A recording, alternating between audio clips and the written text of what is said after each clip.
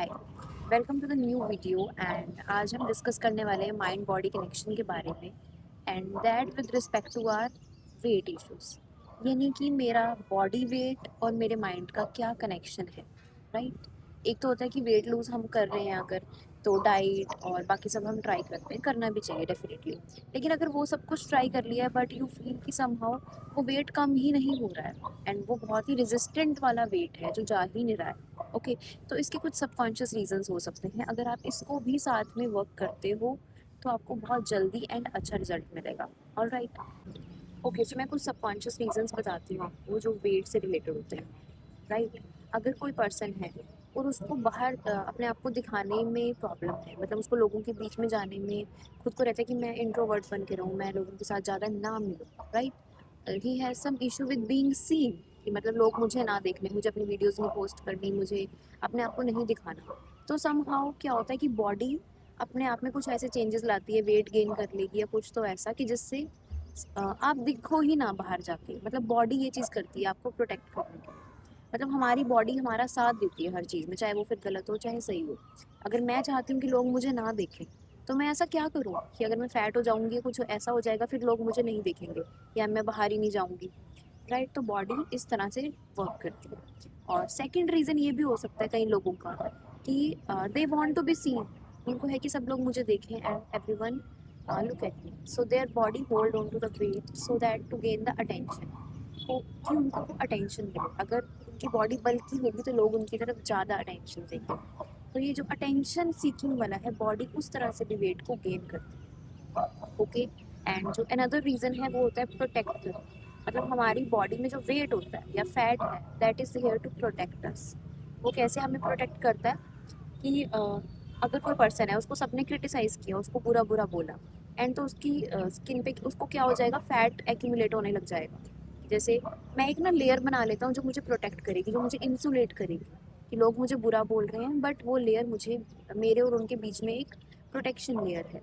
तो बॉडी उस तरह से भी फैट को एक्यूमुलेट करती है to protect itself, okay. And जैसे मान लो कोई बहुत सुंदर है एंड उसके साथ में कुछ थोड़ा लोगों ने बुरा बिहेव किया, राइट, फॉर हिज और हर ब्यूटी, तो वो पर्सन भी सबकॉन्शियसली वेट गेन करने लग जाता है, राइट। कि उसको ये लगने लग गया, उसने ये थॉट प्रोसेस बना लिया है, अगर मैं सुंदर दिखूंगा तो लोग मेरे साथ बुरा बिहेव करेंगे, इससे अच्छा है मैं थोड़ा सा वेट गेन करूं या थोड़े अगली उसमें चला जाऊं। तो सबका रीज़न अलग अलग हो सकता है, ऑल राइट। एंड एक और रीज़न होता है स्टारवेशन।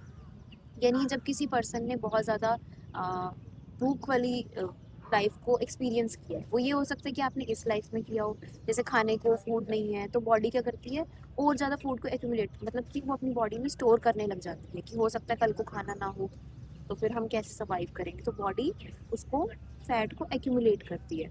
एक तो ये रीज़न हो सकता है, and this reason could be from this life and from the past life also. And हमारी जो हमारा माइंड है वो मेमोरीज को होल्ड करता है एंड मेमोरीज को स्टोर करता है, और वो मेमोरी इस जन्म की भी हो सकती है और वो पास्ट लाइफ की भी हो सकती है।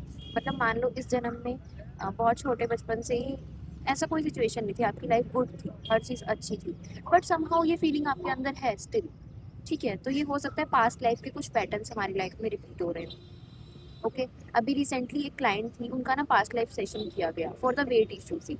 तो उनकी स्टोरी में क्या आया कि एक जन्म में उन्होंने बहुत ज़्यादा स्टारवेशन को महसूस किया था, जैसे घर में कुछ खाने को नहीं था उनके पास में, लोगों ने उनकी प्रॉपर्टी भी ले ली, एंड समहाउ ना उनके माइंड में दो चीज़ें आई कि या खाना नहीं होगा तो पहले खाने को होल्ड करने लग जाओ वरना खाना नहीं मिलेगा। तो उनकी बॉडी में जो है फैट आने लग गया, बहुत एक्सेस में फैट। वो बहुत ध्यान रखती थी खाने पीने का, बट स्टिल उनकी बॉडी फैट को एक्यूमुलेट कर रही थी, बिकॉज माइंड में आज भी वो मेमोरी है कि खाना नहीं होगा तो तुम उसको पहले ही होल्ड कर लो, पहली चीज़। और दूसरी चीज़ थी, ये तो स्टारवेशन हो गया, एंड सेकंड वॉज कि लोगों ने उनकी प्रॉपर्टी सब कुछ ले लिया। तो उनके माइंड में था कि अगर मैं थोड़ी सी स्ट्रांग होती तो मेरे साथ ऐसा नहीं होता, या मैं थोड़ी सी बिग बॉडी वाले स्ट्रक्चर में होती तो ऐसा नहीं होता। तो उनकी बॉडी ने सबकॉन्शियसली उसको भी वेट गेन किया कि लोग तुम्हें देखें, to be seen, to appear strong, कि तुम स्ट्रांग दिखो बाहर वालों को। एक है कि बहुत पतला सा पर्सन है, एक है थोड़ा बल्कि। तो उनकी बॉडी ने बल्क को चूज़ किया कि मैं अगर बल्कि रहूँगी तो people will notice me and मेरे को एक्सप्लॉइट नहीं करेंगे, राइट, और मैं अपनी पावर में रह पाऊँ। तो ये जो फीलिंग है टू बी सीन, तो बॉडी ने उसके लिए एक्सेस में उनको फैट दिया। ताकि उनकी बॉडी सीन हो सके, राइट।